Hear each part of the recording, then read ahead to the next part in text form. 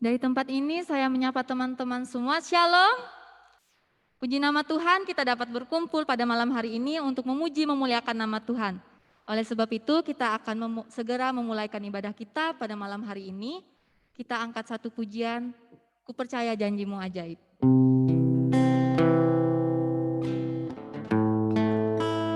Kita menyerahkan seluruh kehidupan kita kepada Tuhan pada malam hari ini, biar Tuhan bekerja dalam setiap hal yang kita lakukan.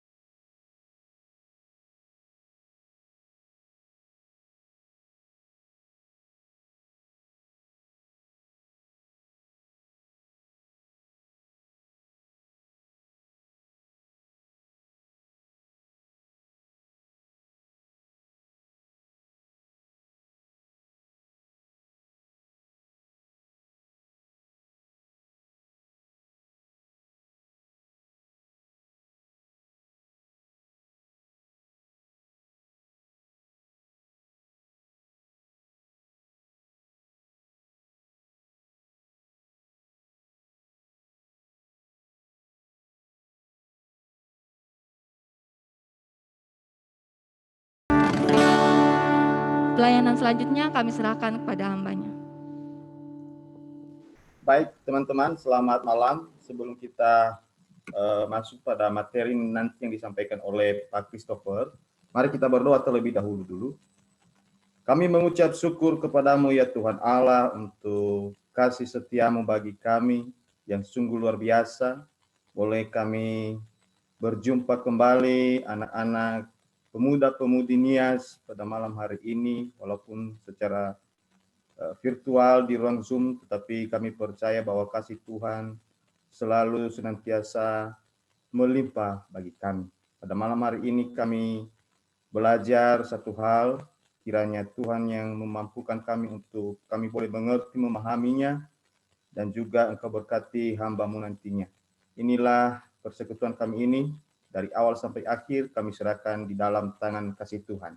Di dalam nama Yesus kami berdoa dan mengucap syukur. Amin. Ya, baik teman-teman dan Bapak yang boleh hadir, join di ruang Zoom. Saya sapa kita semua, Yahoo. Ya, langsung saja saya akan memperkenalkan siapa pembicara kita pada malam hari ini, karena biasanya kita mulai jam 8, jam 20, tetapi karena sesuatu hal, saya rasa tidak ada masalah. Yang menjadi pembicara kita pada malam hari ini adalah Pak Christopher Cornelisa Tapihir. Beliau adalah desainer grafis, ya, lulusan jurusan Desain Komunikasi Visual dari UPH, Universitas Pelita Harapan, yang 6 tahun terakhir ini menuruti panggilan Tuhan untuk menjadi penginjil sepenuh waktu, sambil juga melayani sebagai teaching pastor di GBI New Wine International Church Jakarta.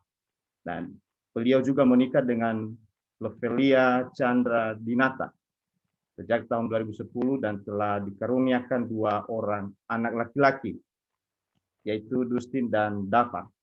Ya, demikian perkenalan singkat, dan langsung saja kita berikan waktu kesempatan kepada Pak Christopher untuk memaparkan materinya. Dan setelah itu nanti bagi teman-teman yang ingin bertanya, boleh ditulis di ruang chat Zoom untuk pertanyaannya setelah pemaparan materi. Ya, kepada Bapak dipersilakan.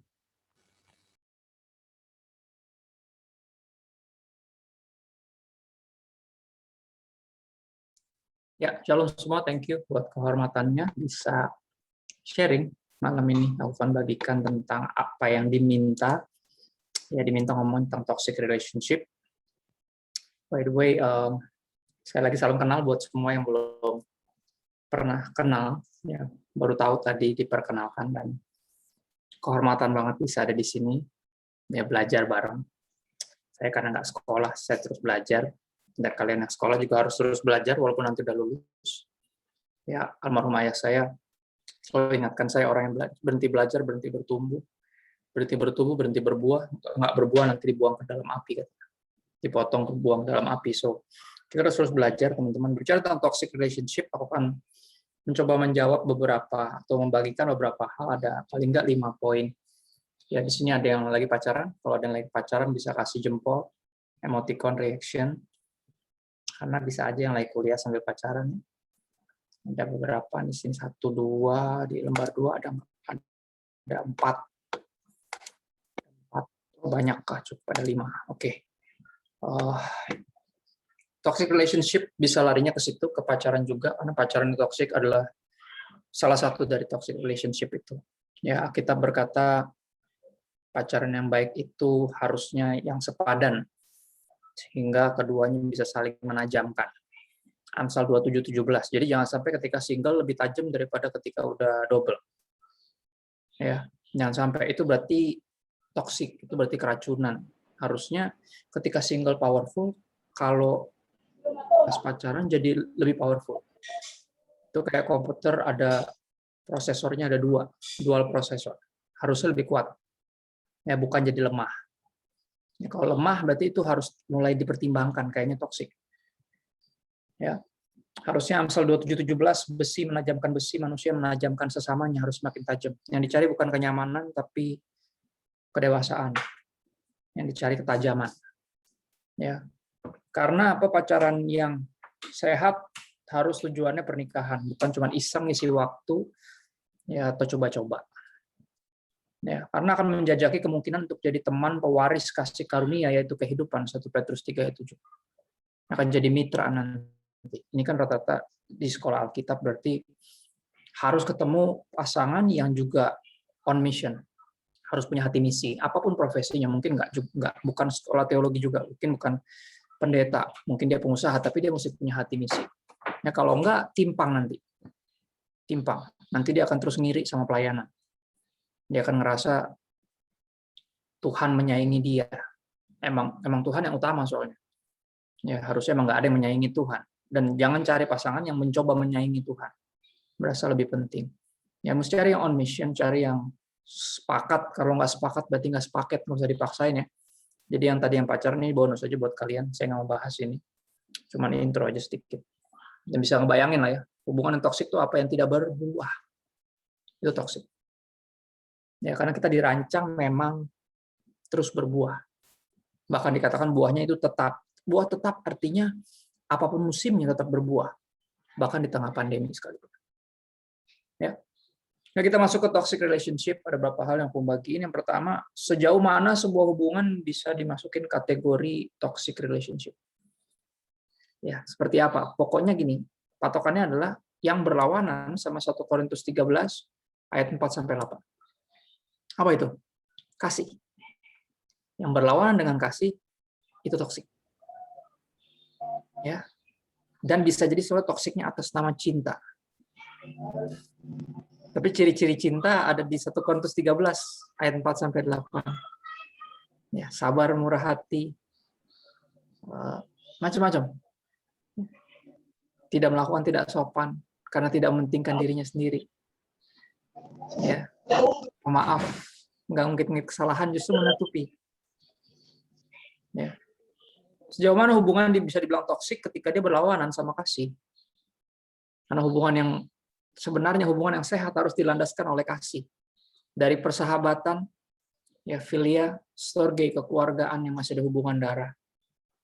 Terus ada eros, romance, lawan jenis ya. Romance harus lawan jenis. Kalau sesama jenis itu bukan romance. Itu namanya selain itu pokoknya. Ya. Dan tentunya agape. Ya, yang menjadi motor dari semua kasih biar ideal, nggak lebay, nggak toksik. Nah, saya kutip dari satu artikel bagus di kompas.com yang nulis dari server sebelah, kayaknya namanya Mahardini Nur Afifah. Dia nggak mungkin ketua wanita Bethel Indonesia di daerah sana ya, daerah Nias, ada GBI, mungkin dia ketua WBI-nya, kayaknya nggak mungkin. Namanya agak berbau-bau Timur Tengah ya, berbau-bau padang pasir, berbau-bau onta, kalau bercandanya orang. Ya. Dia bilang gini, lumrah apabila suatu hubungan sesekali menemui batu sandungan berupa perkelahian atau tidak sepakat pada suatu hal. Dia bilang itu lumrah. Namun ada kalanya hubungan bermasalah membuat salah satu pihak merasa tertekan dan terancam. Nah, kondisi tersebut bisa menjadi tanda hubungan itu beracun atau toxic relationship. Ya adalah hubungan yang membuat salah satu pihak merasa tidak didukung, direndahkan, atau diserang. Ya, itu toxic relationship. Kriterianya kurang lebih. Bisa dibilang hubungan kalau udah sampai ke sana, posisinya nggak didukung, direndahin, diserang, diancam, terancam, ya, terzolimi, bahasa Arabnya kita pinjam lagi dari server, bukan server si negara yang lain. Itu disebutnya toxic relationship. Ya, dalam satu buku yang wajib, kalau kalian mau belajar lebih lagi tentang si toxic relationship ini, ada buku wajib bagus. Belum lama terbit, jadi diterjemahkan dari satu buku yang juga terbit tahun ini juga. Gary Thomas ini salah satu penulis yang bukunya banyak banget diterjemahin ke sini, ke dalam bahasa Indonesia. Dari Sacred Marriage, sampai Sacred Search, sampai Sacred Influence, ya, Sacred Parenting, semuanya ada. Seri Sacrednya rata-rata masuk di sini, Gary Thomas. Dan ini buku bagus banget. Ya khusus judulnya When to Walk Away, kapan atau waktunya menyingkir, kapan harus menyingkir. Kapan harus keluar dari apa? Menemukan kebebasan dari toxic people dan toxic relationship. Jadi kalau yang serius mempelajari ini, ya pengen tahu lebih dalam, buku ini sangat saya sarankan. Literatur Perkantas Jawa Timur baru terbitin. Dan saya dapat kehormatan untuk baca ini sebelum dia terbit. Karena saya juga kaget. Saya beli di awal tahun, dalam bahasa Inggris, pas lagi baca, lagi posting, tiba-tiba mereka bilang, ini ntar lagi diterbitin nih, kakak bisa nggak jadi salah satu panel untuk nanti launching bukunya. Saya juga kaget karena saya cukup ngefans sama Gary Thomas. Senang walaupun via Zoom bisa ngobrol sama penulis aslinya, dan ketika dikasih kesempatan ngomong saya cuma bilang thank you sama beliau. Karena apa yang beliau tulis memperkaya, menemani juga perjalanan iman saya dalam hubungan-hubungan yang ada di kehidupan saya. Ya, dan menurut Gary Thomas di buku When to Walk Away ini ada 3. Ya, sebuah hubungan bisa dibilang toxic relationship kalau ada salah satunya dari kedua yang berhubungan ini memiliki roh yang membunuh. Jadi emang tujuannya selalu pengen mengalahkan yang satunya. Pengen, kalau bahasa gampang itu kayak mau nyari kesalahan gitu. Ya. Siapa yang salah, siapa yang benar, kayak ada 2 tim padahal 1 tim. Ya. Terus yang kedua, yang paling gampang dikenali dari sesuatu yang toksik adalah controlling, atau ada berusaha untuk memegang kendali atau mengendalikan yang dia berhubungan dengannya. Itu ciri-ciri paling gampang dari toxic, controlling. Dia mengingatkan di buku ini dengan sangat ekstrim. Dia bilang Tuhan yang in control aja, Tuhan yang berdaulat dan in control, nggak controlling. Ya, Tuhan tuh nggak controlling. Kalau teman-teman perhatiin, Tuhan tuh memberi pilihan selalu. Ya, dari awal pun dikasih pilihan untuk makan atau enggak tuh buah. Ya, Tuhan yang in control tapi nggak controlling. Nah, yang anehnya, setan yang nggak in control tapi controlling. Makanya ada orang possessed, kerasukan. Possessed itu kayak dimiliki oleh iblis, dikontrol oleh setan. Tapi kita nggak pernah dengar orang kesurupan Roh Kudus. Benar? Kekristenan bukan tentang kesurupan Roh Kudus terus mendadak jadi kudus. Kekristenan tentang mengejar keserupaan dengan Kristus. Keserupaan sama kesurupan agak mirip kalau kita nggak perhatiin orang ngomongnya, ya, tapi beda jauh. Ya, makanya bahkan dipenuhi Roh Kudus pun artinya Paulus bilang berilah dirimu dipimpin oleh Roh. Berarti kita bisa ngelawan. Ya, Roh pun nggak berusaha mengontrol kita. Tapi berilah dirimu dipimpin. Ya, ada ketaatan kepada kita, kerelaan kita untuk mengikuti tuntunan dari Roh Kudus. Ya, sekali lagi, bahkan Tuhan aja yang in control dia nggak controlling. Kenapa? Karena Tuhan nggak toksik. Itu jawaban sederhananya. Ya, dan hubungan-hubungan yang sehat tentunya harusnya non toksik, ya, tidak beracun.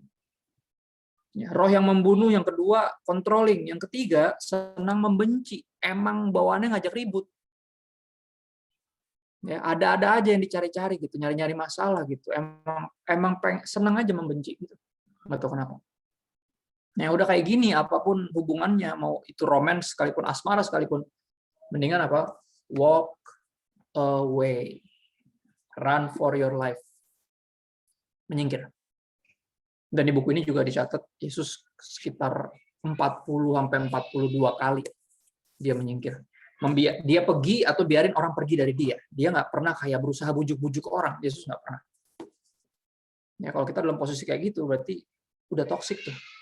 Sampai kita harus membujuk-bujuk, jangan tinggalin gua dong. Yang gitu-gitu tuh udah mulai ngaco. Udah kayak gitu. Ya. Berikutnya, pertanyaan yang perlu dijawab, kenapa banyak orang mau tetap bertahan sekalipun dia baru atau dia tahu bahwa hubungan itu udah toksik? Ya, kita temui di sekeliling kita, bahkan mungkin Anda sendiri berada dalam sebuah hubungan yang toksik, yang lu udah tahu ini sebenarnya toksik, gua tahu. Cuman kenapa lu masih bertahan? Padahal udah tahu itu toksik. Ya, jawabannya sederhana. Kalau di asmara namanya bucin, budak cinta. Ya, orang kalau bucin, kelar udah. Ya. Sampai level tertentu, bukan hanya budak cinta, tapi penyembah berhala. Dia jadikan pasangannya, orang yang dia berhubungan dengannya, sebagai segalanya. Gue nggak bisa kalau nggak sama lo. Mendingan gue mati. Nah, ini nih. Udah toksik tuh larinya, kategorinya bucin. Berapa bahkan udah putus tapi masih keracunan. Padahal toxic relationship udah ended. Udah lu gue end, udah berakhir. Tapi keracunannya masih. Makanya susah move on. Ya gue bilang ya udah putus aja masih jadi pengabdi mantan. Tuh, pernah nonton film Pengabdi Mantan? Itu lebih serem dari Pengabdi Setan. Ya. Hubungannya yang toksik udah beres, tapi dia masih keracunan. Kayak orang ketusuk bunga mawar kan, mawar tuh kan ada durinya, ketusuk tapi durinya masih di dalam tuh loh. Jadi mesti dikeluarin sampai pakai jarum, pakai setengah mati susah gitu keluarnya. Masih sakit. Ya. Itu alasannya. Bucin, budak cinta, penyembah berhala. Atau beberapa bahkan didorong oleh rasa bersalah. Ya, saya pernah dalam hubungan yang toksik karena saya nggak berkembang sama sekali. Pelayanan saya terhambat karena saya malah hidup dalam dosa jadinya. Dan saya dipenuhi rasa bersalah. Jadi hubungan itu saya pertahankan karena saya berusaha mau make things right. Saya berupaya mau bertanggung jawab atas kesalahan yang saya buat. Nah, itu udah jadi masuk kategori toksik. Ya, toksik. Berikut yang mesti dijawab dari pertanyaan ini, bagaimana cara keluar dari toxic relationship? Satu, kalaupun nggak putus, dalam tanda kutip nggak pisah ya, maksudnya kayak misalnya kalian kerja di perusahaan gitu, dan bosnya ini toxic tipenya. Lu nggak harus langsung keluar, apalagi di tengah pandemi gini ya, susah nyari kerjaan. Nggak pandemi aja nyari kerjaan susah, benar nggak? Nggak harus lalu langsung pergi. Tapi apa? Kalau kamu harus berhenti memberi dia kendali. Misalnya contoh, ada orang yang segitu toksiknya, dia pakai caranya bukan ngancam, tapi bikin kita rasa nggak enak. Oke? Dia sering memberikan kita pemberian, apapun itu. Nanti ketika dia minta sesuatu, kita harus mau. Kalau nggak enak. Nah, orang-orang kayak gini nih toksik nih. Cara mereka manipulasi ini nggak berasa, karena sesuatu yang menyenangkan. Kan kita dikasih hadiah, dibeliin apa, pas dia lagi ulang tahun, dia kirim ke rumah apa, anaknya ulang tahun, dia kirim ke rumah apa. Pokoknya apapun itu, dia akhirnya ketika dia ulang tahun gitu ya, kita nggak enak kalau nggak ngasih sesuatu, atau kita nggak datang, atau kita nggak ikut acaranya dia. Di tengah pandemi masih bisa loh kirim undangan. Ya ampun, mau onsite gitu, mau ngumpul gitu. Akhirnya kita nggak enak, kenapa? Karena dia suka ngasih kita pemberian, dan dia coba kontrol kita pakai itu, pakai kebaikannya. Nah, ini juga masuk kategori toxic. Ya, bagaimana cara keluar dari toxic relationship? Berhenti beri dia kendali. Ya, gue udah beliin lo tiket nonton nih, gitu. Oh, nggak apa, buat yang lain aja, gitu. Yang kita udah nggak enak dibeliin tiket, gitu. Hentikan beri dia kendali.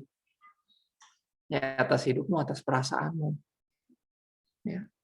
Dan yang kedua tentunya yang paling mudah dan paling cepat adalah putus. Tinggalkan dia. Hentikan hubungannya itu, jangan dilanjutin. Ya. Pilihannya memang harus putus, Kak. Ya iya, sederhana banget. Kayak misalnya contoh kita beli makan gitu ya, makan bakmi ayam jamur kita. Mahal, yang premium. Hampir 100.000 satu mangkok. Lebay banget tuh. Bakmi apaan mahal banget. Bakmi mahal lah pokoknya. Ya. Tiba-tiba di tengah jalan kita makan, kita menyadari bahwa jamurnya ini jamur beracun. Kayak, kita coba googling gitu, bener itu jamur beracun. Kayak gila, kira-kira dilanjutin nggak makannya? Enggak lah. Atau disingkirin jamurnya terus kita makan yang lain. Kenapa? Karena sayang. Mahal. Berapa dari lu lanjutin hubungan, padahal udah jelas toksik. Kenapa? Udah kelamaan, nggak enak, udah 5 tahun. Ya. Pacaran udah kelamaan, akhirnya mesti nikah. Emang mesti nikah? Kalau pacaran udah kelamaan. Kalau itu jelas toksik gitu, terus mau lo lanjutin ke sesuatu yang nggak bisa mundur. Pernikahan tuh kayak ikut Yesus, no turning back. Bener gak? Apakah harus dilanjutin cuma karena nggak enak? Udah kelamaan. Yang nggak enak, dia udah terlalu baik, dia udah sering bantuin keluarga saya, lihat. Akhirnya karena dia sering bantuin, dia jadi toksik, dia coba kontrol kamu. Melakukan sesuatu yang mungkin belum waktunya. Tapi karena nggak enak, dia udah baik, akhirnya kamu kasih juga. Right? Itu toksik. Ya. Walaupun harganya 100.000, itu satu mangkok bakmi. Kalau gue sih, gue nggak lanjutin. buang-buang 100.000 itu oke. Daripada mati. Benar ya? Daripada menyesal seumur hidup, harus bertahan di satu hubungan yang toksik, di mana kita berusaha untuk selalu dibunuh, dibenci, dan dikendalikan. Ngeri ya? Yang terakhir, ada orang pernah bilang gini, aku tahu hubungan aku nih kategori toksik. Pengen mengakhiri, tapi kalau pacarku nggak mau gimana? Ada orang pernah nanya gitu sama saya. Ya, karena gini, takut terjadi hal-hal yang nggak diinginkan. Jadi hubungannya toksik nih. Dia tahu dan dia pengen minta putus. Nah, cowoknya nih kayak ngancem gitu loh. Ya, ancaman paling mengerikan sejujurnya adalah dia ngancem mau bunuh diri biasanya. Itu paling serem lah kalau udah ancaman kayak gitu. Ya. Tapi gini, teman-teman, aku encourage gini, jangan takut untuk melakukan yang benar. Ya. Kenapa? Karena tiap-tiap orang masing-masing bertanggung jawab atas tiap pilihan dalam hidupnya, termasuk untuk mengakhiri hidupnya. Kalau dia bunuh diri gara-gara putus sama lo, yang salah bukan lo. Salah dia sendiri. Kan itu keputusannya dia. Keputusan kita adalah mengakhiri hubungan yang toksik ini. Cuma karena dia childish, karena dia toksik, dia coba kendaliin itu, bikin kamu ngerasa nggak enak, bikin kamu ngerasa takut. Akhirnya udah nggak jadi putus dia daripada dia bunuh diri. Right? Lihat gak? Toksik. Lalu saya bilang jangan takut untuk melakukan yang benar. Aku pakai baju tulisan, takut akan manusia adalah akar segala kemunafikan. Ini berapa dari Anda hidup dalam kepura-puraan, padahal udah tahu ini toksik.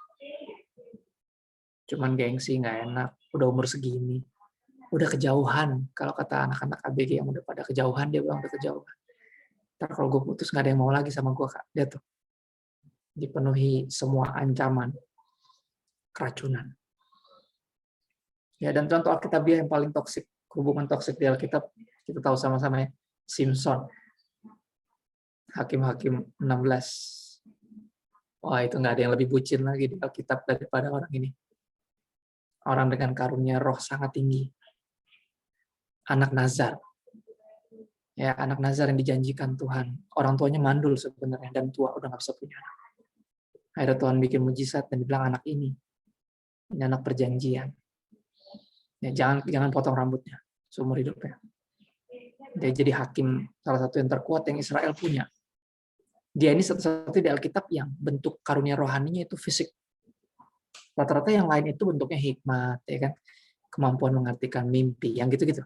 Dia doang yang bentuknya fisik, kayak dia tuh kayak Hulk tapi nggak hijau, teman. Itu dia. Ya, dan tipe orangnya emosian, dia nggak bisa kendaliin emosi. You don't like me when I'm angry. Itu kata-kata Hulk, benar gak? Lu nggak akan suka gue kalau gue lagi marah. Lu nggak pengen bikin gue marah. Nah itu toksik tuh. Ciri-ciri gitu. Jangan bikin gue marah deh. Gitu tuh. Pernah dengar kata-kata itu? Putusin. Emang kalau lu marah kenapa? Tuhan Yesus datang. Kalau lu marah kenapa? Kiamat. Gitu. Lihat gak? Ancaman-ancaman gitu tuh. Mungkin lembut ngomongnya. Jangan bikin gue kesel deh. Tapi nggak.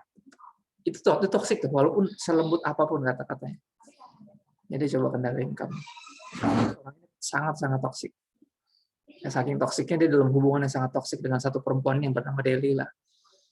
Hakim-hakim 16 ayat 15 sampai 16 kalau teman-teman pengen ayat ya dari tadi kok nggak pakai buka Alkitab sih.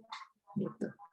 Ya, Hakim-hakim 16 ayat 15 sampai 16. Just in case ada yang lupa kisahnya. Berkatalah perempuan itu kepadanya.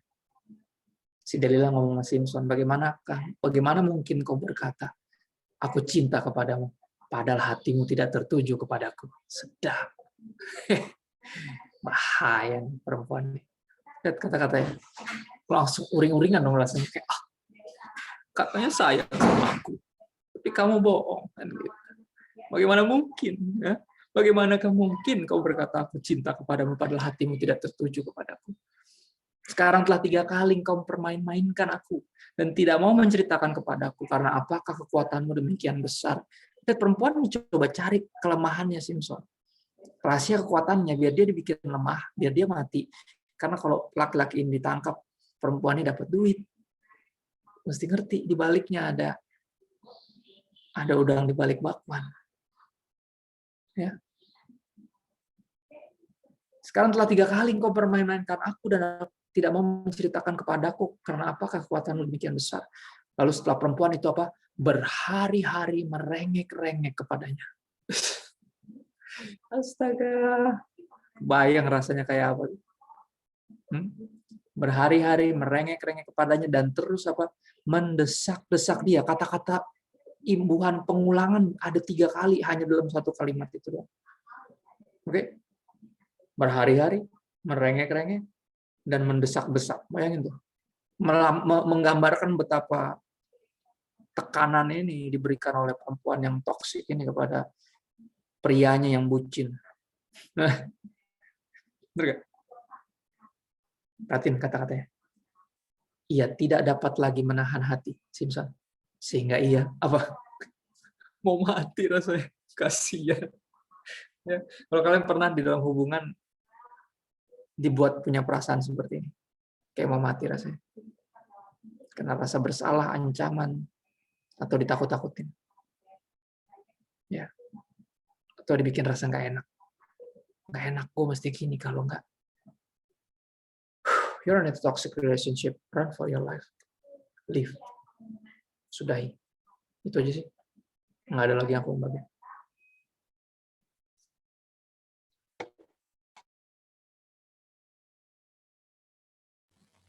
Ya, baik. Terima kasih Pak Christopher untuk materinya. Ya, mungkin dari pemaparan dari materi tadi, teman-teman, mungkin ada yang ditanyakan di dalam hubungan, mungkin saat ini lagi berpacaran, dan mungkin pengalaman yang lalu, apakah mau lanjut lagi karena begitu sayang kepada mantannya itu. Ya, mungkin ada juga problem di dalam hubungan yang mungkin kita tidak tahu gimana, ya mungkin ditanyakan saja bagaimana solusinya. Kepada teman-teman dipersilakan, bisa juga langsung bersuara juga.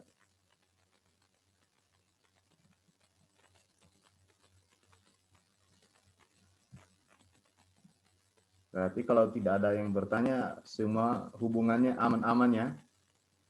Karena hamba-hamba Tuhan kayaknya ini. Antara aman-aman Terima atau kasih. langsung udah tinggal putus doang nih, nanti malam udah di WA langsung kita sudahi yang kita.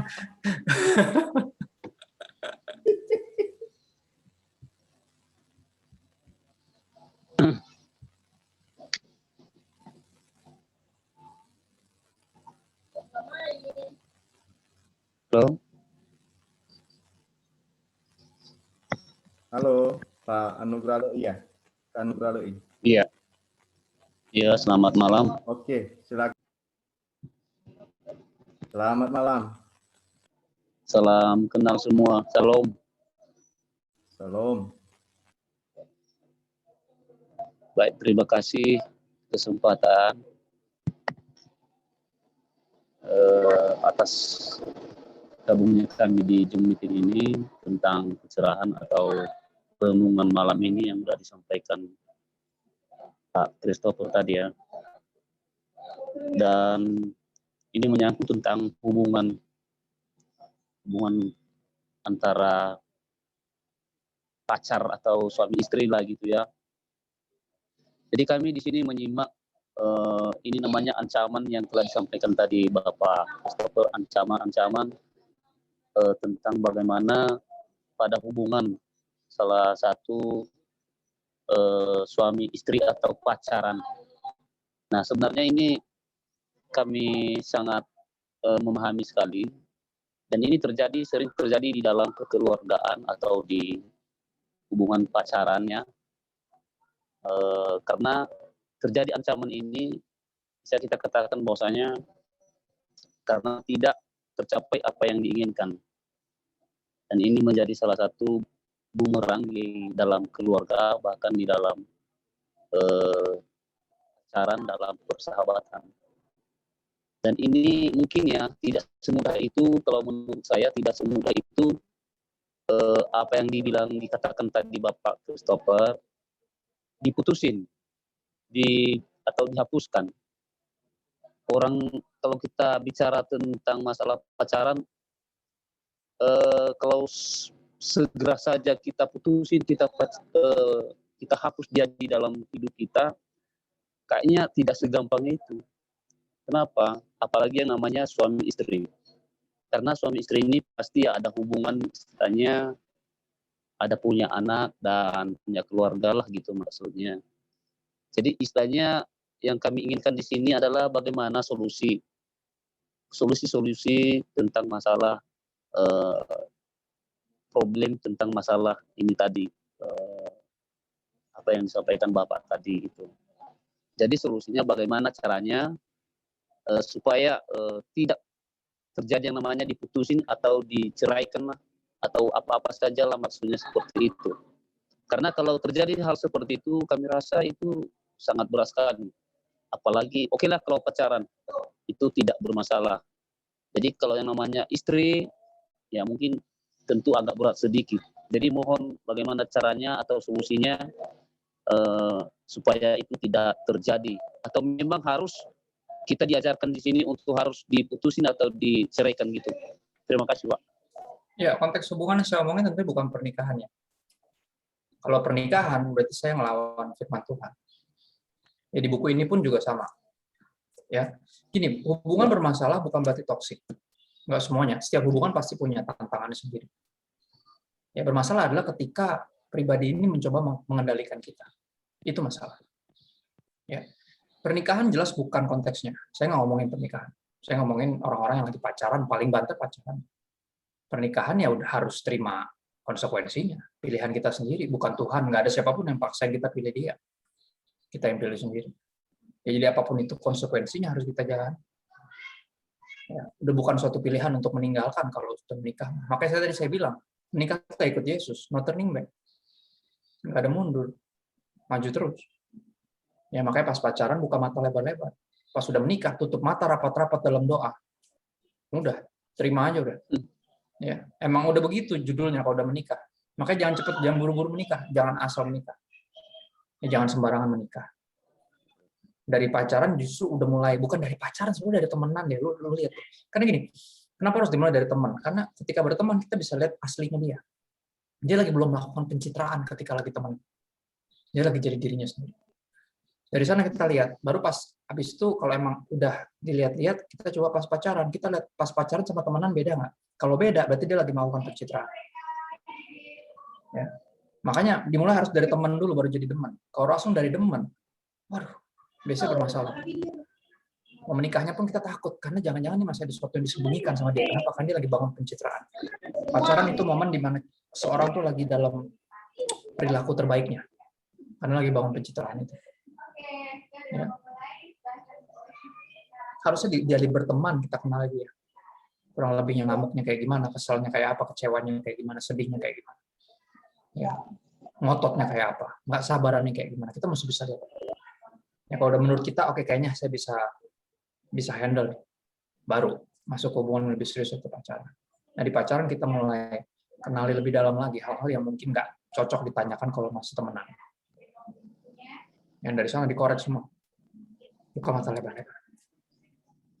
Ya, kalau emang nggak cocok, kalau emang apalagi udah toksik, putusin. Ya, dalam berpacaran kita punya hak untuk putusin. Bukan aksen nggak bilang mudah. Ya, tapi mungkin.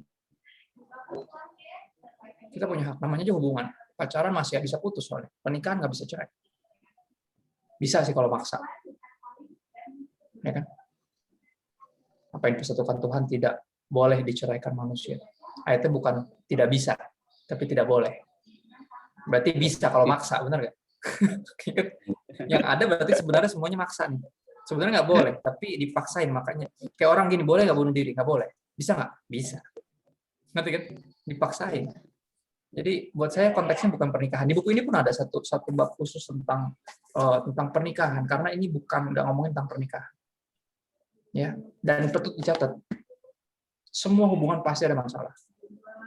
Hubungan bermasalah bukan berarti toksik, nggak melulu. Ya, bisa dicari jalan keluarnya. Cuman kalau udah tadi posisinya kalian selalu terancam, terpaksa, teraniaya, ya, kayak dibunuh karakternya, itu toksik. Ya, masalah kerap kali justru bikin kita tambah tajam. contoh pernikahan saya dengan istri di tahun ke-11 ini, berarti total kita udah hampir 16 tahun kita kenal. Dari temenan, terus pacaran, terus menikah. Ya, banyak masalah. Banyak perdebatan. Banyak konflik. Tapi itu menghasilkan pribadi yang lebih saling mengenal. Semakin tajam. Ya, nggak menghancurkan. Makanya kita nggak pernah menghindari konflik. Nggak pernah. Kita justru maju, karena tahu besi menajamkan besi, manusia menajamkan sesamanya. Cing, cing, cing. Makin tajam. Ya. Makanya kerap kali ini yang terjadi. Orang kerap kali pas lagi pacaran menghindari berantem, karena takut nggak jadi. Pas married udah kayak masuk di ring tinju. Tuh. Di sudut biru. Dengan berat. Beban hidup. Gitu. Ya. Di sudut merah. Gitu. Kayak begitu kenanya. Karena pas pacaran ditahan-tahan, nggak pengen berantem, takut nggak jadi. Karena udah terlalu lama, udah 6,5 tahun kan gitu. Orang tua udah kenal, ya kan udah sering nginep di rumah malah. Tuh kejauhan tuh kalau sering-sering nginep di rumah tuh. Ya. Udah kirim-kirim kartu Natal udah berapa tahun tuh, udah 6 tahun kita kirim-kirim, mana yang kayak gitu-gitu tuh bikin malah makin susah untuk keluar. Karena jadi nggak enak. Tapi tadi pun menurut saya tetap selama belum ada janur kuning. Bukan bendera putih, bukan bendera kuning lah. Janur kuning pernikahan, ya masih bisa udahan. Tapi kalau udah dalam pernikahan nggak bisa udahan sebelum ada bendera kuning. Janur kuning pernikahan, bendera kuning kematian. Ya, itu kita yang pilih sendiri, makanya sungguh-sungguh lah. Udah ada apa gelagat-gelagat tukang kontrol, mending selamatkan dirimu. Karena itu toksik tuh ciri-cirinya paling gampang. Ya, ketika ada pribadi satu yang kayaknya pengen kontrol semuanya, itu tuh toksik. Ya, jadi bukan konteksnya bukan pernikahan, Pak. Jadi kalau pernikahan ya udah kita benar-benar harus berdoa sering-sering lah. Karena emang cuma Tuhan doang yang bisa tolong kita, kuatkan kita dan ubahkan dia. Nggak ada satupun yang bisa merubah manusia. Ya, nggak ada manusia manapun yang bisa mengubah sesamanya. Pada akhirnya cuma Tuhan doang yang bisa lembutkan hatinya, sentuh hatinya. Gitu-gitu. Kita cuma bisa berdoa dan terus melakukan bagian kita. Ya, laki-laki mengasihi, perempuan menghormati, kan gitu. Ya, kekuatan utamanya di situ. Laki-laki nggak bisa ngancem biar perempuannya tunduk, nggak bisa. Kita memimpin dengan cara melayani. Karena istri nggak bisa diintimidasi, dia harus diinspirasi.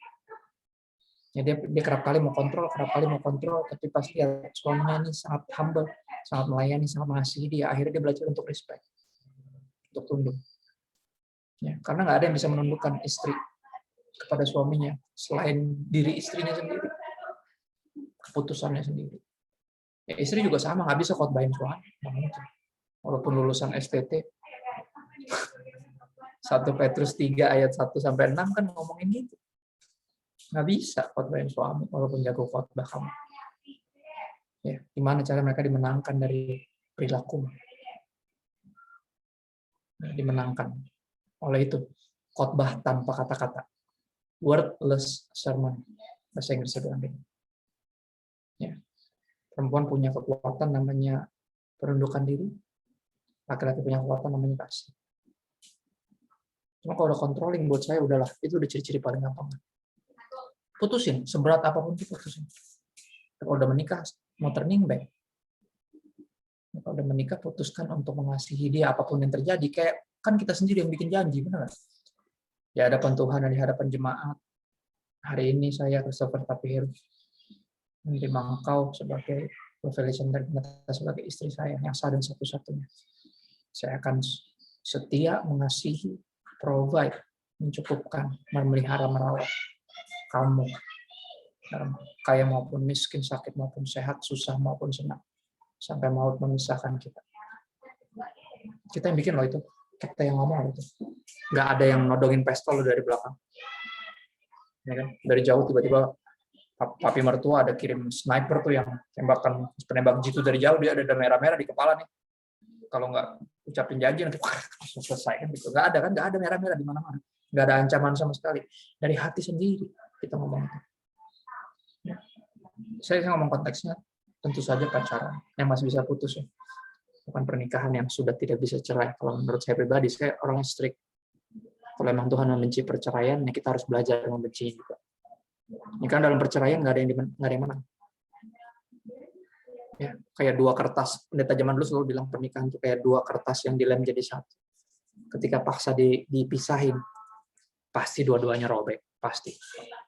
Nggak ada. Apalagi yang paling korban kalau udah punya anak, waduh anaknya udah paling kasihan. Tadi kayak Bapak bilang tuh, bener. Emang nggak dirancang buat berpisah. At least kalau udah lagi nggak ada rasa cinta, minimal tetap bertahanlah untuk anak-anak kalian. Itu aja dulu. Ya, jangan sampai keegoisanmu harganya itu masa depannya mereka. Kasihan, mereka nggak salah apa-apa. Ya, nggak ada yang mau terlahir di keluarga yang carut-marut, yang kerjaannya suami istri berantem terus. Mereka juga nggak pernah bisa milih kan lahir di mana. Tapi please, kalau ada kesalahan yang pernah kita buat yang akhirnya ini konsekuensinya, jangan sampai satu kesalahan lagi kita bikin merusakin masa depan mereka yang nggak bersalah sama sekali. Ya, itu sih paling kalau dari saya, makanya saya seluruh karena ini konteksnya bukan pernikahan, Pak. Semoga ada yang saya bagiin bisa ngebantu lah ya. Semoga ya. Masalah kan sama aja sebenarnya, semuanya ada masalahnya. Kalau pengen berhenti punya masalah ya jangan hidup kan gitu. Ya, tadi pagi di ibadah online service ada yang tulis di kolom komen bercanda, dia bilang kita ini manusia yang berselimutkan masalah. Ya karena kalau berselimutkan wijen, kita bukan manusia, kita onde-onde gitu dia gitu. Wajar, benar juga sih. Kita pasti berselimutkan masalah, pasti masih ada pergumulan selama masih hidup. Kalau udah nggak punya masalah jangan hidup. Gitu. Ya, berhenti hidup baru bantalnya berhenti. Kita pasti berselimutkan masalah karena kita manusia. Kalau berselimutkan wijen kita onde-onde. Setuju. Itu Pak, mudah-mudahan ada yang pakai ya dari curhatan saya.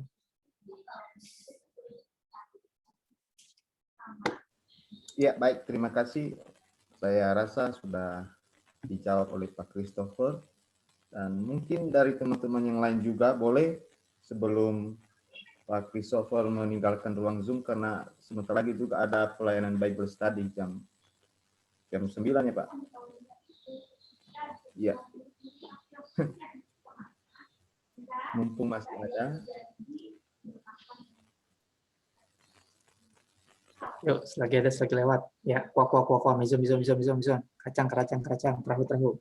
Selagi lewat. Kalau saya mau tanya. Oh, boleh. Tadi kan disebutkan kalau toxic relationship itu berarti didominasi oleh satu orang pihak yang dominan. Baik itu dia secara fisik, mental, atau spiritualnya itu dirusak gitu kan oleh pasangannya. Nah, yang ingin saya tanyakan, bagaimanakah health relationship menurut pandangan Tuhan bagi kita anak-anak muda yang kita tahulah menggebu-gebu semangat 45. Jadi kalau tadi kan dijelasinnya toxic relationship, lalu health relationship itu seperti apa? Ya, healthy relationship di mana kedua orang ini setara. Suatu hal yang saya paling kurang suka di sepanjang sejarah yang berkembang namanya upaya untuk sebuah upaya untuk kesetaraan gender. Buat saya itu konyol. Kenapa? Karena kita dari awal diciptakan segambar dan serupa sama Tuhan, laki-laki dan perempuan. Dari awal setara. Nggak perlu diupayakan kesetaraan, orang udah setara kok. Cuma pelaksanaannya yang kerap kali konyol. Ya kegagalan laki-laki Kristen jadi pemimpin di keluarganya. Ya, sama kayak kegagalan seorang istri Kristen jadi penopang dari suaminya. Ya, kata penolong itu dipakai untuk Roh Kudus. Sebuah posisi yang penting. Tanpa Roh Kudus nggak ada satupun dari kita yang kudus. Ya, penolong itu posisi yang sama kayak Roh Kudus. Bukan sebuah istilah untuk merendahkan perempuan. Ya, penolong, penopang. Dan saya percaya bahkan gini, kalau istri saya nggak menopang saya pasti rontok. Ya, artinya kerap kali saya dapati di lapangan bahwa yang ditopang, bisa jadi yang nopang itu lebih kuat dari yang ditopang. Tapi ini bukan bicara siapa yang lebih mana, bukan. Ya, healthy relationship adalah ketika keduanya itu dihargai sebagai pribadi. Ya, bisa punya pendapat, tapi bisa ngomong walaupun berbeda. Oke, saya sebenarnya nggak setuju, tapi it's okay. Itu kan menurut kamu. Saya masih punya pendapat saya sendiri. Tapi gini, bisa nggak kita jalani? Ini kalau nggak bisa, ya berarti susah nih. Nah, gitu. Makanya saya bilang kalau nggak bisa sepakat, berarti nggak sepaket, jangan dipaksain kan. Gitu. Ya. Tapi harus dua-duanya punya ruang untuk berbicara, untuk coba ambil keputusan untuk kita kesini aja yuk gitu. Kenapa emang ya gini.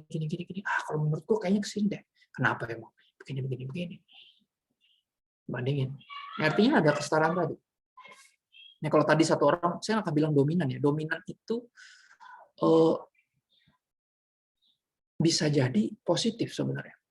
Kayak misalnya gini, pemimpin sedikit banyak emang harus lead, harus memimpin. Apa ketika dia memimpin dibilangnya dominan? Enggak juga. Ya, enggak juga. Kayak misalnya gini, dalam beberapa hal saya ambil keputusan untuk istri saya yang ambil keputusan. Itu keputusan saya. Saya memutuskan untuk kamu deh yang nentuin gitu. Itu keputusan atasan, keputusan leader, pemimpin, membiarkan istri untuk dalam hal ini menentukan. Itu kan keputusan pemimpin. Keputusan nggak harus diputuskan oleh pemimpin. Tapi untuk pemimpin bilang kayak kamu deh yang ambil keputusan nih, Beb, terserah deh yang mana nih. Dua-duanya oke kalau menurut aku. Ya, menurut kamu gimana? Harusnya ada itu yang sehat sebenarnya. Di mana dua-duanya itu ada ruang untuk bertumbuh.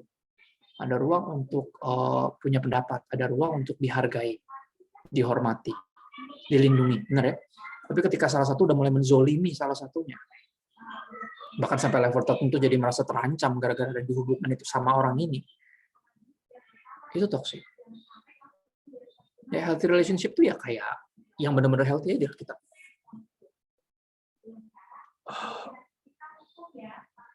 Yusuf dan Maria itu healthy. Ya kan? Dua-duanya dekat sama Tuhan. Yang satu disamperin malaikat, lo bakal hamil di luar nikah, kan gitu ya, belum nikah udah hamil ya. Kan dibilang itu bahasanya tuh. Terus dia bilang, ya udah, jadilah kehendak Tuhan. Yang satu disamperin. Ini cewek udah bunting nih. Nikahin dia. Dua-duanya disamper sama Tuhan. Dan dua-duanya puji Tuhan, rohani. Jadi yang satu jawab iya sama Tuhan, yang satu jawab iya sama Tuhan. Ya, Yusuf tercatat nggak terlalu sering ngomong di Alkitab. Tapi digambarkan dia itu tukang kayu, artinya dia pekerja keras. Kerap kali yang kita dapat di lapangan, laki-laki banyak ngomong, sedikit kerja. Benar ya? Perempuan banyak kerja tapi banyak ngomong, karena emang itu ribuan, ratusan ribu kata satu hari itu mesti dihabisin jatahnya. Kalau nggak, uring-uringan, tidurnya nggak nyenyak. Gitu. Katanya gitu ya. Ya kan? Yusuf tuh buat saya salah satu pria yang paling harus jadi panutan, bekerja keras, taat sama Tuhan. Ya. Dan itu yang menginspirasi Yesus kecil juga bertumbuh besar jadi tukang kayu, baru nanti pas dia full time ministry di umur 30-an. Ya, dia terinspirasi banyak sama papanya, laki-laki yang sungguh-sungguh. Ya, yang mengasihi istri yang tunduk sama Tuhan. Ya, dan bekerja keras. Buat saya itu contoh laki-laki yang Alkitabiah ya. Dan perempuan Alkitabiah kerap kali digambarin kayak Sarah. Sarah tuh tunduk banget sama Abraham sampai level tertentu kayak anggap Abraham tuh kayak majikannya. Gila banget, saya pertama baca itu kayak, pantesan jadi cewek nggak enak ya, mana mau aja. Married sama orang udah kayak bos sama majikannya, majikan sama bawahan gitu. Tapi penundukan dirinya itu unik. Tapi pernah nggak dia bikin salah? Pernah lah. Dia pernah ambil satu keputusan, nah kayak bukan sama gue deh, bro. Sama si itu kali si Bibi siapa itu Hagar sama dia kali ya, nggak apa-apa lah, gue izinin, it's okay, gue nggak bawa perasaan kok kali ini, yang penting kita punya anak. Berantakan sampai hari ini kan dari dialah tuh si keder yang bikin keder itu kan, yang paling menentang kekristenan berasal dari keturunan itu. Ketika akhirnya diizinkan tuh perempuan ambil keputusan yang Abraham bukan yang bilang, aduh jangan deh, Tuhan bilang soalnya dari kamu gitu. Kan Abraham yang dengar. Dia ngulangin lagi kayak si Adam. Adam juga sama. Yang dengar dari Tuhan kan Adam. Makanya ular nggak datang ke Adam, ular datang ke Hawa. Karena Hawa dengar dari Adam. Ya akhirnya udah deh. Satu jatuh, ngomong sama yang satu. Yang satu bilang, oh ya udah lalu makan. Ya aku juga makan deh. Gitu. Titanic ya nggak? Kamu lompat, saya juga lompat kan gitu. Sedap. Ya kan? Gitu. Right? You jump, I jump, right? Kamu loncat, saya juga gitu. Ya, romantis kayaknya, tapi nggak banget sih sebenarnya. Ya, harusnya kalau satu mulai nggak waras, yang satunya bisa kembali. Ayo loh, Beb. Bangun kan gitu. Jangan ngaco, gitu. Ayo dong, harusnya kan hubungan sehat yang gitu, di mana satu bisa kasih nasihat, yang satu juga bisa kasih masukan gitu. Nggak cuma satu kontrol, nasihat, ngomelin, yang satu cuma kayak ya Pak, gitu. Nggak gitu bentuknya. Nggak sehat itu justru. Makanya aku tiap malam selalu ada semacam kayak rapat bertanggung jawab ya. Dalam hari, walaupun saya memimpin, karena saya pemimpin, saya leader, saya suami, tiap malam saya selalu tanya, Beb, ada kritik dan saran nggak atas kepemimpinan saya satu hari ini? Kan gitu. Ya, istri saya belajar untuk nggak tegur saya di depan umum. Dia ngajarin saya justru untuk menghormati dia juga. Kalau ada yang berkeberatan tuh nantilah, 4 mata baru ngobrol. Saya suka paling takut kalau baru setengah hari tiba-tiba dia ngomong gini, ntar malam kita ngomong ya, waduh, ada apa nih? Panik saya, waduh kenapa nih? Ya. Tapi itu yang sehat. Dia punya ruang untuk berpendapat, untuk kritisi saya, kepemimpinan saya. Ya. Tapi dia tunduk, bahkan dalam tanda kutip kelemahan saya, dia belajar untuk coba respect. Ya, walaupun nanti dia tegur nanti pas 4 mata ya. Saya bilangnya obrolan ranjang ya. Yang belum menikah itu disimpan buat pernikahannya, obrolan ranjang ya. Jangan sampai lu ngobrol-ngobrol di ranjang kayak Simpson sama Deli lah, merit aja belum, ya kan? Udah boci yang ya kan?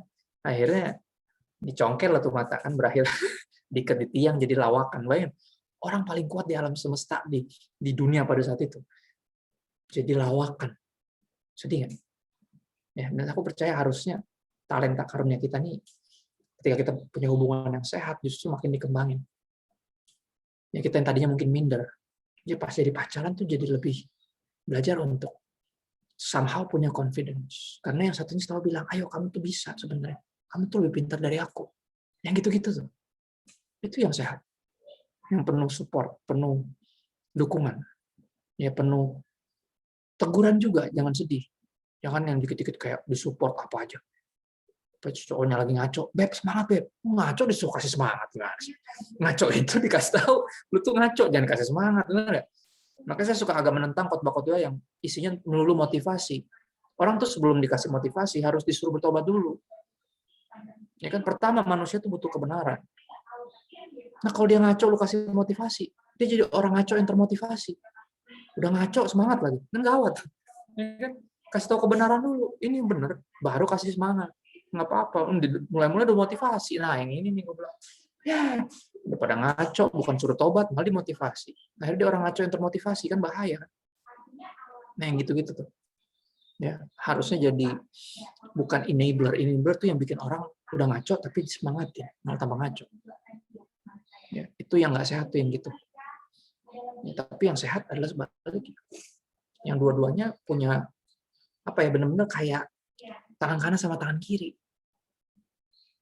Ya, kayak sendok sama garpu. Ya kan? Beda, tapi kalau pas gabung powerful.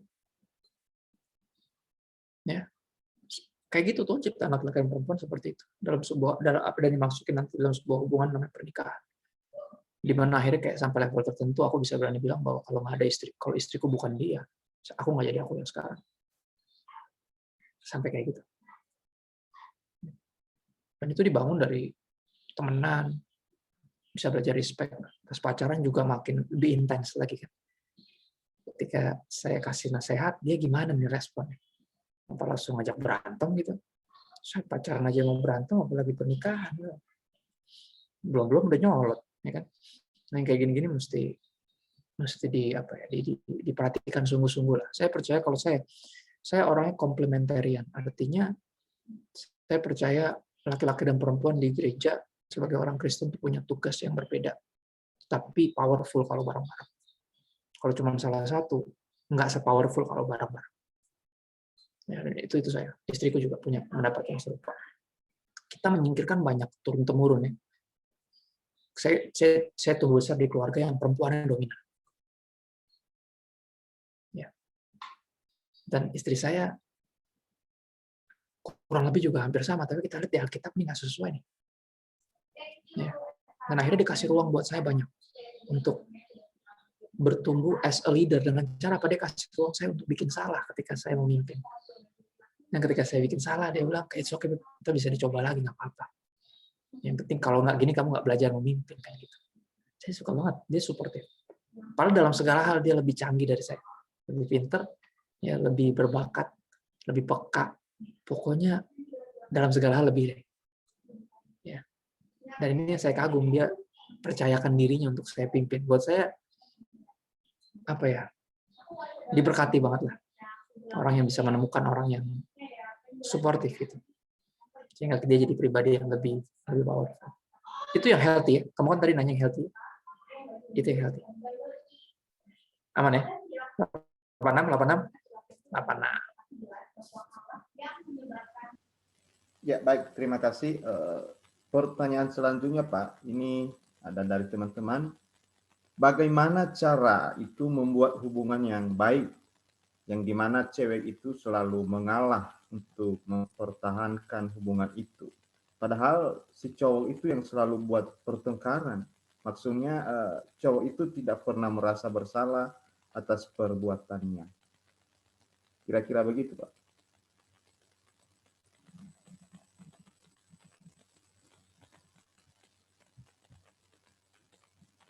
Boleh diulang, Pak? Tadi saya putus. Nggak tahu kenapa mendadak putus. Kayak hubungan yang toksik nih, kayaknya mesti putus. Sorry, Pak. Tadi ulang lagi. Tiba-tiba hilang. Bagaimana cara membuat hubungan yang baik, yang dimana cewek itu selalu mengalah untuk mempertahankan hubungan itu, padahal cowok tidak, cowok itu yang selalu buat pertengkaran. Maksudnya cowok itu tidak pernah merasa bersalah atas perbuatannya. Yang kerok ya. Buat saya kalau dia nggak terima masukan, karena gini, kita itu nggak bisa lihat punggung kita sendiri. Makanya ada istilah blind spot, titik buta, yang bisa lihat cuma orang lain. Nah, pasangan kita adalah harusnya pasangan yang sehat, hubungan yang sehat harusnya pasangan itu bisa melihat titik buta itu dan bisa kasih tahu, ini yang saya lihat. Kamu mungkin nggak bisa lihat, tapi ini yang saya lihat.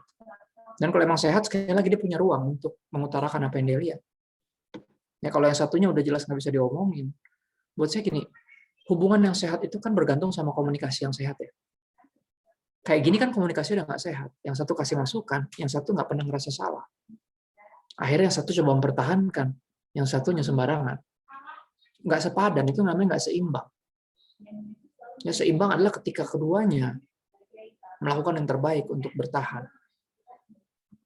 Karena jujur kalau menurut saya agak kurang suka kata-kata mempertahankan hubungan. Kayaknya terpaksa banget gitu loh. Sampai mesti dipertahankan gitu loh. Kayak hubungan itu kan natural harusnya. Berjalan dengan secara natural, secara alami. Kalau sehat kan gitu ya. Pohon tuh nggak pernah bisa dipaksa untuk bertumbuh, berbuah, benar nggak?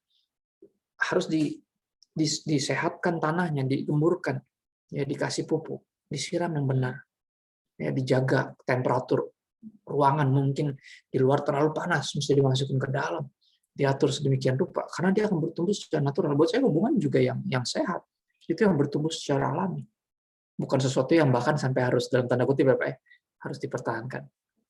Itu ketika ada yang mesti harus mempertahankan, apalagi cuma sendiri ya, waduh, itu nggak sepadan sih, sorry itu saya sama-sama Kristen kayak, sama-sama pelayanan kayak, sama-sama semester 5 kayak, bentar lagi ini kan di sekolah Alkitab, sekali lagi nggak ada urusannya gitu.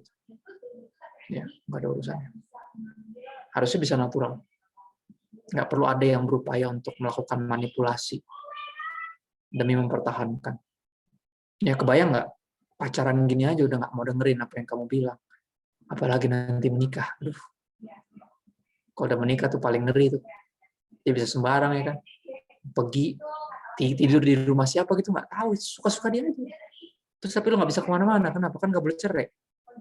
Banyak nih kalau di ini, kalau saya planet, saya kan saya 75% tuh, 50% tuh timur, 25% tuh tengah, Manado, 25%-nya Jawa. Ya, sisanya tuh Ambon sama Rote. Kalau ngeliat yang kayak di sana tuh, aduh, capek saya lihat. Ya laki-lakinya, aduh, udah nggak jelas nih. mabok, nggak tahu di mana, tidur sama siapa nggak jelas. Bayangin, dimulai dari mana? Dari sederhana, pas pacaran udah nggak bisa dibilangin. Tapi kan terserah aku dong, ini hak aku dong. Aku mau jalan, aku mau main sama siapa aja terserah aku dong. Ini kan hidup aku. Ya udah hidup sendiri deh sana. Kalau gue mah gitu, kalau gue jadi cewek terserah gue, ya udah terserah sana. Gitu, ngapain ngajak-ngajak gue kan? Gitu ya. Ya dong, ngapain ngajak-ngajak saya kalau saya nggak dihargai sama sekali. Kalau saya ngomong aja kamu nggak mau dengar. Ya. Ini saya belajar dari diterima apa adanya. Oke, diterima apa adanya bukan alasan untuk tidak memperbaiki diri. Patut dicatat. Karena jangan sampai lu udah korbanin banyak hal nih untuk terima nih laki-laki udah kurang ganteng, ya kan, agak-agak belagu, ya kan, agak-agak lucu dan belagu, tapi lama-lama nggak lucu lagi, ya kan, tinggal belagunya doang. Gitu. Ya, udah kurang ganteng, udah bagus, kita mau ya sama dia kan, kita kasih ruang nih untuk dia bertumbuh gitu, gitu-gitu aja, benar? Mau dibawa kemana hubungan ini? Berat. Mau dibawa kemana hubungan kita jika kau terus menunda-nunda? Gitu. Ya, menunda untuk berubah. Karena apa? Atas nama apa? Kan proses, Beb. Proses, paling lu peang. Ini teman-teman, sorry ya, saya lupa. Oke, proses tanpa progres. Artinya itu cuma di mulut aja. Kalau itu proses harusnya ada progres, harus ada pergerakan menuju yang lebih baik, walaupun sedikit. Nah, kalau nggak ada pergeseran sedikit pun, proses dari mana? Apa yang diproses gitu? Kayak lagi mau nonton YouTube, loading terus gitu 3 hari. Ya kali. Video apa gimana sih? Maksudnya siapa yang mau nungguin 3 hari? Apalagi 7 tahun loadingnya. Gitu. Pacaran 7 tahun. Ya ampun, itu nyicil mobil juga udah kelar dari 2 tahun yang lalu. Kemana gitu loh maksudnya. Sorry ya kalau ada yang tersinggung ya, tapi ini kenyataannya. Kalau yang kayak gitu udah nggak ada prospek punya gitu loh. Kita harus bisa punya mata yang terbuka. Kan tadi saya bilang kalau pacaran buka mata lebar-lebar. Ini laki-laki ini prospek apa enggak nih gitu. Ini kalau judul-judulnya udah kayak proyek yang bakalan mangkrak tuh, kalau dari awal udah proyek mangkrak, yang nggak usah dilanjutin lah. Sekarang aja udah mangkrak, ditegur proses. Ya kamu kan nggak bisa berubah overnight, Beb. Masalah ini bukan overnight, itu bukan semalam lagi, Beb. Ini udah 7 tahun. Udah berapa ribu purnama ini, gitu. Maksudnya, kan itu tuh buat saya harus adil lah ya, jangan sampai nggak ada ruang untuk saling ngasih masukan gitu, untuk ngedengar dan belajar dari kesalahan, karena semua orang kan nggak sempurna ya, pasti kan ada kesalahan, harusnya ada ruang untuk menerima teguran. Orang nggak sempurna kok, kecuali lu sempurna. Kalau lu sempurna terserah deh, lu nggak mau terima teguran atau apa, ya kan. Cuman Salomo bilang kan, Amsal bilang jalan semua orang benar di matanya sendiri. Ya kan, kalau lu selalu benar di mata lu, ya sendirian aja sama mata lu kan gitu. Ngapain ngajak-ngajak gua? Bener gak? Ya kan? Kan hubungan itu justru membuka diri untuk ada namanya perspektif yang berbeda. Ada mata yang lain gitu yang melihatin hidup kita gitu. Nah, kalau matanya ini nggak punya akses untuk ngasih tahu apa yang dia lihat gitu, nggak sehat kan? Itu sih kalau buat saya, hubungan gini mas sudahi saja lah. Ya, jangan buang-buang hidup lah. Jangan buang-buang waktu. Apalagi kalau perempuan tuh kan di budaya kan ada deadline-nya gitu. Ada tenggat waktu ya. Kayak ada, padahal sebenarnya nggak ada sih kalau menurut saya. Harusnya nggak ada. Itu kan yang budaya bikin. Di mata Tuhan nggak ada tuh. Ya, nanti nggak bisa punya anak. Lah, Sarah punya anak umur 80. Apa yang nggak bisa? Saya coba bercanda, maksud saya jangan sampai tergesa-gesa gitu. Tergesa-gesa atas satu deadline yang Tuhan nggak pernah bikin. Budaya yang bikin. Jadi kamu kapan? Gitu. Ya kan? Salah satu yang bisa disyukur dari pandemi, kita nggak pernah kondangan. Yang masih jomblo tuh paling sebel kalau kondangan. Pasti langsung kayak, calonmu mana? Kalau udah pacaran, jadi kalian kapan? Udah menikah, kapan nih mama bisa gendong cucu, terus aja, bener nggak ada ujung gitu. Ini kan Kasihan, harusnya nggak ada tekanan itu. Ya nggak ada tekanan itu. Ada ruang untuk ditegur, ya ada ruang untuk memperbaiki diri. Dan juga sedikit banyak saya tetap setuju harus ada ruang untuk bikin salah. Artinya kalau bikin salah tuh bisa dimaafkan gitu. Bukan sesuatu yang kayak, wah, kamu telah ternoda, kesempurnaanmu telah ternoda karena kebodohanmu yang kemarin. Mesti semua orang nggak ada, apaan sih? Ya kan? Ngeri banget gitu. Ya kan? Kayak temanku bercanda tuh, namanya Bang Pen, nggak tahu ada yang follow nggak di Instagram. Bang Pen tuh gamer tapi suka bercanda dan dia Kristen. Jadi CBN suka muncul.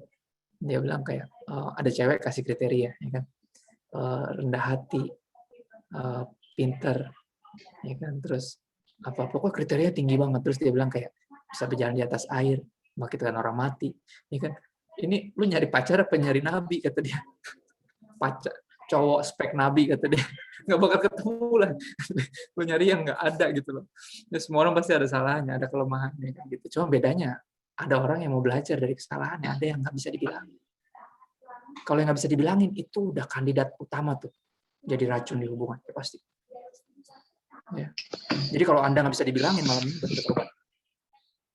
Jangan sampai kamu jadi racun, ya benar. Ya, ada saya pernah konseling, aku sama istri pernah konseling satu perempuan yang selalu pacaran tuh nggak pernah kelar, nggak pernah beres gitu. Yang ini 6 bulan, 3 bulan, ada yang paling tinggi cuma 1,5 tahun. Udah pacaran berkali-kali nggak lanjut. Aku bilang nih gimana ya, Beb? Aku bilang, tapi aku mesti bilang jujur nih. Kamu mau bilang apa, kata istri? Aku bilang gini, kalau dia satu orang yang pindah-pindah kerja terus, karena di tiap tempat dia kerja bermasalah, jangan-jangan orang itu yang bermasalah, bukan tempat kerjanya. Karena nggak mungkin semua tempat kerjanya bermasalah. Ya? Kayaknya masalahnya itu dia gitu loh. Dan akhirnya kita konseling bilang gitu dengan jujur, sorry ya, tapi saya lihat ini kayak masalahnya kamu. Yang kamu cari itu apa? Ya, jangan-jangan yang kamu cari nggak pernah ada, yang spek nabi kayak tadi tuh. Ya kan? Berjalan di atas air, bangkitkan orang mati, naik turun sorga, yang kayak gitu-gitu. Naik turun sorga ada sih kayaknya. Tapi sudahlah. Ya kan? Spek itu nggak mungkin terlalu tinggi. Gitu. Ya, itu sih paling. Ya baik, sementara juga Pak Christopher ada ini layanannya, dan sebelum itu dulu mari kita foto bersama. Mungkin ada dari teman-teman tim yang bisa foto kita dulu. Boleh dibuka kameranya semua. Ya, sambil foto ada yang nanya nih. Ya, jadi dia pacaran 2 tahun. Tahun pertama sehat, tahun kedua udah mulai menjurus ke arah yang nggak sehat. Terus mereka memutuskan untuk berpisah untuk memulihkan diri masing-masing. Terus dia nanya, kira-kira mesti dilanjutin lagi nggak? Ya tadi, ada progres nggak? Kan masing-masing pisah nih untuk memulihkan diri nih. Ada tanda-tanda pemulihan nggak? Kalau nggak ada ya berarti nggak kemana-mana, itu nggak usah dilanjutin. Itu sih, sorry, ambil curi-curi mau foto nih. Siapa tahu ini belum nyalain kamera kan?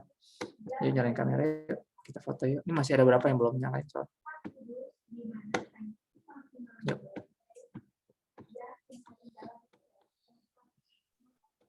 Oke teman-teman, kita akan foto. Ini ada 2 slide ya. Jadi agak lama sedikit. Bagi teman-teman yang masih belum 12 kan. Kameranya bisa dibuka ya.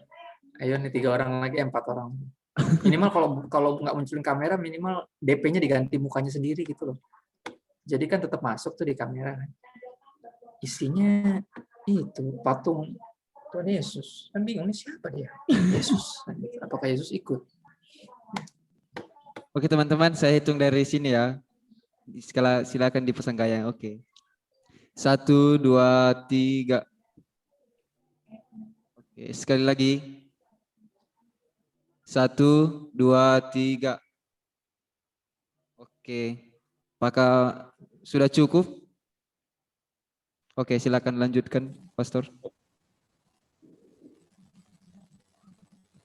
Ya, sepertinya ya tidak ada lagi pertanyaan. Dan mungkin karena memang ada pelayanan yang lain, Pak. Mungkin Bapak bisa tutup kita di dalam doa dulu. Boleh, yuk kita berdoa. Nanti kami akan lanjutkan lagi sesi kami. Boleh Pak. Saya tutup doa firman. Bersyukur Tuhan buat hadirat-Mu, walaupun secara mata jasmani kami nggak bisa melihat Engkau, bahkan kami nggak bisa berkumpul secara fisik. Tapi kami bersyukur punya Tuhan yang tidak terbatas ruang dan waktu, dan Tuhan yang menepati janjinya. Engkau berjanji 2 atau 3 orang berkumpul mencari Engkau, Engkau hadir. Kami tahu Engkau hadir karena suara-Mu sangat jelas di telinga kami. Meyakinkan kami bahwa Engkau di sini dan Engkau dekat. Kami percaya benih yang ditabur, yang keluar dari hati-Mu, berasal dari hati-Mu Tuhan, keluar dari mulut-Mu. Nggak pernah kembali sia-sia, tapi biar jatuh di tanah hati yang tepat, sehingga bisa bertumbuh dan berbuah apapun musimnya. Roh Kudus tetap berbicara, bahkan ketika hamba-Mu sudah berhenti berbicara. Bantu kami, Roh Kudus. Kami minta bantuan-Mu kepada Bapa yang baik. Dalam nama Yesus. Amin. Amin. Izin ya, pamit ya. Thank you. Ya, terima kasih ya Pak. Terima kasih. Kita Terima aktifkan mikrofon kita teman-teman. Pastor. Terima kasih semuanya. God bless, God bless. Thank you. Semangat terus, tetap sehat. Tuhan berkati. Terima kasih Pastor. Kasih Pak. Terima kasih Pastor. Thank you.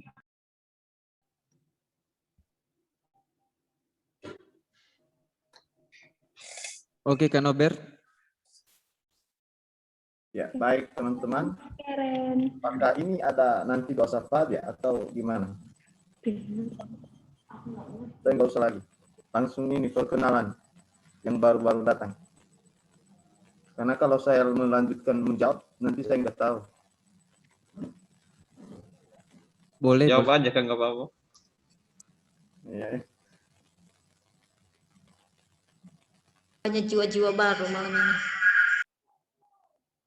Oh iya, kepada teman-teman yang baru join juga untuk memperkenalkan diri nanti,